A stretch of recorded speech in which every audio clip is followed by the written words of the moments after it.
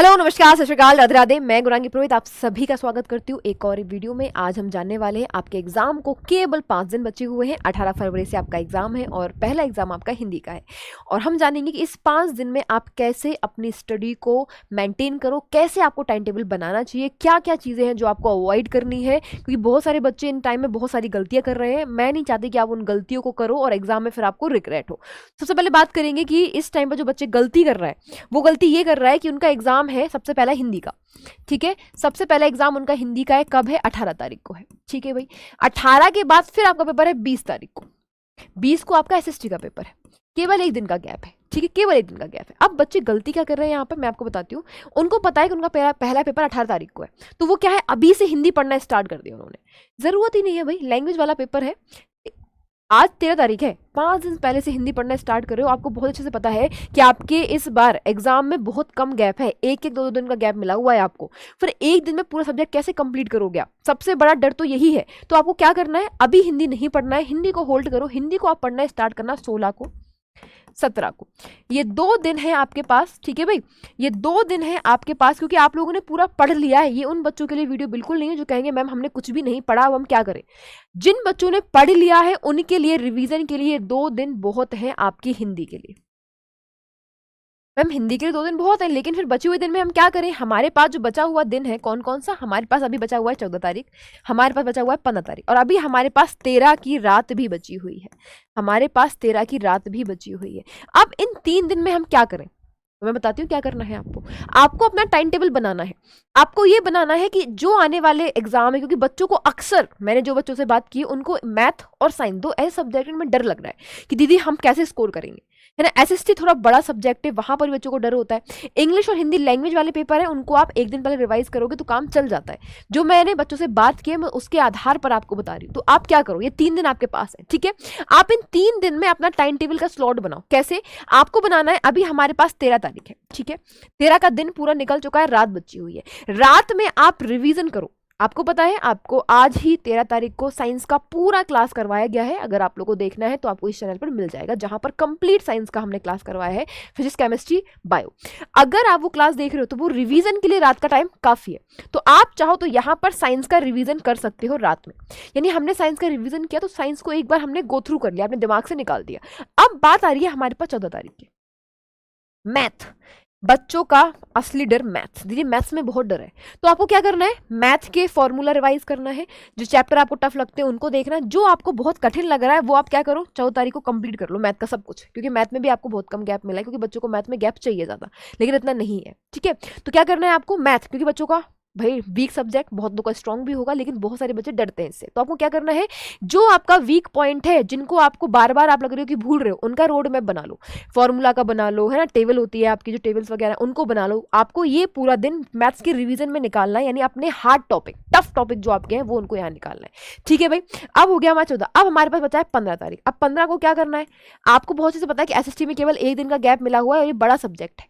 बहुत सारे टॉपिक ऐसे हैं जो बच्चों को टफ लगते हैं। तो आपको क्या करना है, ये 15 वाला डेट, ये जो 15 फरवरी वाला डेट है, 15 फरवरी को आपको क्या करना है? एसएसटी को देना है। और वही दोबारा वही बता रही हूँ, वो सभी हार्ड टॉपिक कंप्लीट करने हैं जो आपको टफ लगते हैं। एसएसटी में कोई हार्ड टॉपिक हो आपको लग रहा हो, उसको कंप्लीट कर लो आप। मुझे पता है सब बच्चों को डर, क्योंकि इसमें हिस्ट्री भी पढ़ना है, ज्योग्राफी भी पढ़ना है, साथ में इसमें मैपिंग भी आता है। तो आपको जो हार्ड लग रहा है वो आप एसएससी का कंप्लीट करो, स्लॉट बनाओ। अब मैं बताऊंगी पूरे दिन आपको कैसे डिवाइड करना है। अभी को मैं केवल आपको डेट बता रही हूँ कि किस डेट को आप किस तरीके से चीजें करोगे तो बहुत अच्छा होगा। ये 2 दिन सफिशिएंट है आपकी हिंदी के लिए, सफिशिएंट है। पूरा रिवीजन किया जा सकता है, पूरे दिन आपके पास है। ठीक है, तो ये मैंने आपको बताया कि अभी जो बचे हुए 5 दिन है वो आप कैसे डिवाइड कर सकते हो। अब बात आती है दीदी हम पूरा दिन कैसे डिवाइड करें। ठीक है भाई, मैं सबसे पहले आपको बताऊं, कम से कम 6 से 7 घंटे की नींद तो आपको लेनी ही है। आपका माइंड रिलैक्स होना चाहिए। ये गलती बिल्कुल मत करना 2 घंटे सो रहे हो, 3 घंटे सो रहे हो, 4 घंटे सो रहे हो, बिल्कुल भी नहीं करना है। ठीक है भाई, बिल्कुल भी नहीं करना है। बहुत सारे बच्चे ऐसे होते हैं जो रात को अच्छे से पढ़ते हैं, रात को लेट नाइट पढ़ सकते हैं। बहुत बच्चे ऐसे हैं जो सुबह को बहुत अच्छे से पढ़ते हैं। अब मैं दोनों के लिए अलग अलग बता रही हूँ। ठीक है, जो रात में पढ़ता है वो आराम से 1-2 बजे तक पढ़ सकता है, आराम से। और जो सुबह को पढ़ता है वो 4 बजे उठ सकता है। मैं सबका अपने अपने अकॉर्डिंग आप डिवाइड कर लेना। ठीक है भाई, तो हमें क्या करना है, हमें 1-2 बजे तक पढ़ना है। हमारे पास पूरे दिन का टाइम है। अगर आप 1-2 बजे सो रहे हो तो आप आराम से 7-8 बजे तो उठोगे। आराम से उठोगे 8 बजे तक, आराम से। मैं 8 बजे मान के चल रही हूँ कि आप 8 बजे उठ रहे हो। आपको अपना टाइम 8 बजे के बाद डिवाइड करना है, और आपको क्या करना है, आपको 7 बजे से लेकर रात के आप अगर 4 बजे उठ रहे हो तो आराम से 10 बजे तक सो जाओगे, आराम से सो जाओगे, कोई दिक्कत नहीं है। ठीक है, आराम से सोगे आप। ठीक है, ये हो गया हमारा सोने और जागने का टाइम। अब क्या करो, अब भाई अपनी मर्जी के अकॉर्डिंग मैं क्या करती थी, मैं दिन को 2 भागों में डिवाइड करती थी। ठीक है, जब मैम सुबह उठी 8 बजे, 8 बजे के बाद हमने फ्रेशन अप हुआ, खाना वगैरह नाश्ता वगैरह किया, उसके बाद हम पढ़ने बैठ गए 9 बजे से।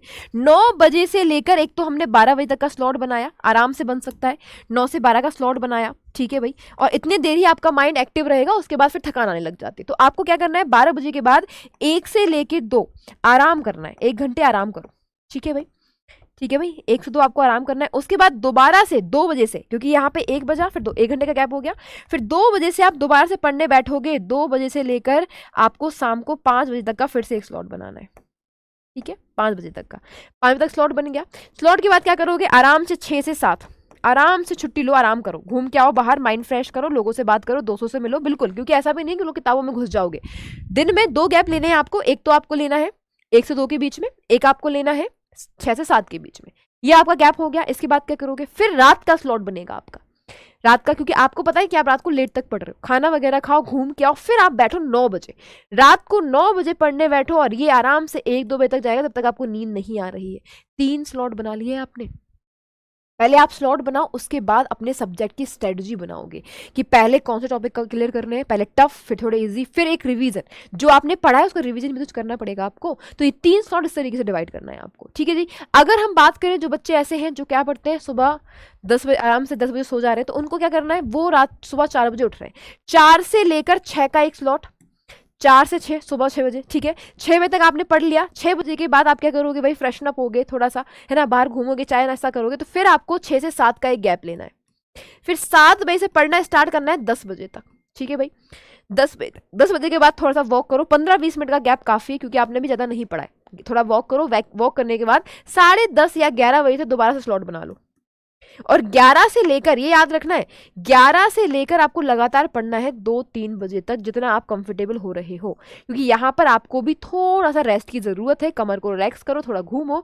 फिर आपको 3 से लेके 5 फिर एक स्लॉट लेना है, और 5 बजे के बाद आपका भी सेम है कि आप थोड़ा सा वॉक करने जाओगे, बाहर दोस्तों से मिलोगे, घूमोगे, माइंड फ्रेश करोगे, मम्मी पापा के पास बैठो, उनको भी टाइम दो, उनकी बातें सुनो। 1 घंटे का गैप लो आराम से, कोई दिक्कत नहीं है। आपने गैप लिया, 1-2 घंटे गैप के बाद फिर आप पढ़ना स्टार्ट करो 7 बजे से, खाना वगैरह खाने, क्योंकि गांव में बहुत जल्दी खाना बन जाता है, मम्मी आराम से बना देगी। तो 7 से लेके 10 का एक लास्ट स्लॉट, ऐसे आपके भी 3-4 स्लॉट में पढ़ाई हो गई। आप इकट्ठा बैठोगे नहीं पढ़ पाओगे, दिमाग बंद हो जाएगा, चीजें समझ में नहीं आएगी, कॉपी सामने खुली रहेगी बस। तो आपको क्या करना है, अपने टाइम को स्लॉट में डिवाइड करना है। स्लॉट में मेरे स्लॉट के अकॉर्डिंग कर सकते हो, या फिर आप अपना खुद से स्लॉट बनाओ। दिन को कम से कम 2-3 हिस्सों में तोड़ लो, जो आपको रेस्ट भी मिल पाए, आप पढ़ भी पाओ। लगातार बैठोगे दिमाग काम नहीं करेगा, मैं अभी भी कह रही हूँ आपसे, क्योंकि लास्ट टाइम है, दिमाग बंद नहीं करना है, रिवीजन करना है, नई चीज नहीं पढ़नी है। बच्चे अभी गलती क्या कर रहे हैं, मैं आपको बता दूं क्या कर रहे हैं, ये भी देख लेता हूँ, वो भी देख लेता हूँ, नई चीजें पढ़ लेता हूँ, नहीं करना है। ये गलती बिल्कुल मत करो, कोई भी नई चीज को नहीं पढ़ना है, कोई भी नई किताब नहीं उठानी है इस टाइम पे। जो पढ़ लिया है उसका रिवीजन करना है बस। कंफ्यूजन क्रिएट होगा, बच्चे क्या कहते हैं, यूट्यूब खोला, यहाँ देख लिया, वहां देख लिया, यहाँ पढ़ लिया, वहां नहीं करना है भाई। जहां पढ़ रहे हो, जिससे पढ़ रहे हो, वहां पर ही रहो और उनसे ही पढ़ो। ज्यादा यहाँ वहां घूमोगे, बच्चे किताबें, ये किताब पढ़ लू, वो किताब पढ़ लू, इससे पढ़ लू, उससे पढ़ लू, अरे नहीं करना है, क्यों करना है। लास्ट टाइम पे आप जो बच्चे आते हैं ना, भाई मैम कुछ नहीं पढ़ा, भाई कुछ नहीं पढ़ा, अभी तक क्या कर रहे थे आप फिर। इसीलिए लास्ट टाइम पे किसी नई चीज को फॉलो नहीं करना है, जितना पढ़ चुके हो उनको बार बार रिवाइज करो, जिससे आपको जो आता है उसमें आपकी गलती बिल्कुल भी ना हो, क्योंकि आपने पूरी साल पढ़ाई की है, आपने बहुत कुछ पढ़ा है, आपको सब कुछ आता है। अब लास्ट टाइम पे ये सबसे बड़ी गलती करोगे आप कि आप नई चीजों की ओर भागोगे, क्योंकि नई चीजें अट्रैक्ट करती हैं, लेकिन हमें सबसे बड़ी गलती यही है जो है ना, उसको अवॉइड करना है। जो पढ़ा है, जितना पढ़ा है, उसको मल्टीपल टाइम रिवीज करना है, बार बार रिवाइज करना है, बार बार देखना है, और यही आपको बार बार करते रहना है आपके एग्जाम तक। ठीक है जी, लास्ट टाइम का यही स्ट्रेटजी रखो, यही टाइम टेबल रखो आप अपना, और ऐसे ही पढ़ाई करो। 5 दिन को अगर आप डिवाइड कर लोगे बच्चा, तो बहुत से पढ़ाई हो पाएगी, क्योंकि एग्जाम के 1 दिन पहले रिवीजन का ही टाइम मिलता है। अगर आप अभी से अपने कठिन टॉपिक को कवर करके चलोगे, तो डेफिनेटली वो 1 दिन आपके लिए सफिशिएंट होगा एक बार पूरा रिवाइज करने के लिए। ठीक है भाई, तो आप लोग सारे बच्चे कमेंट करके जरूर जाना कि कितने बच्चे इसको फॉलो करने वाले हैं और आज की वीडियो कैसी लगी है। मिलेंगे आपको एक नई वीडियो में आपके नए डाउट के साथ। तब तक के लिए खुश रहिए, मुस्कुराते रहिए, अपना प्यार बना के रखिए। नमस्कार, थैंक यू सो मच, जय हिंद।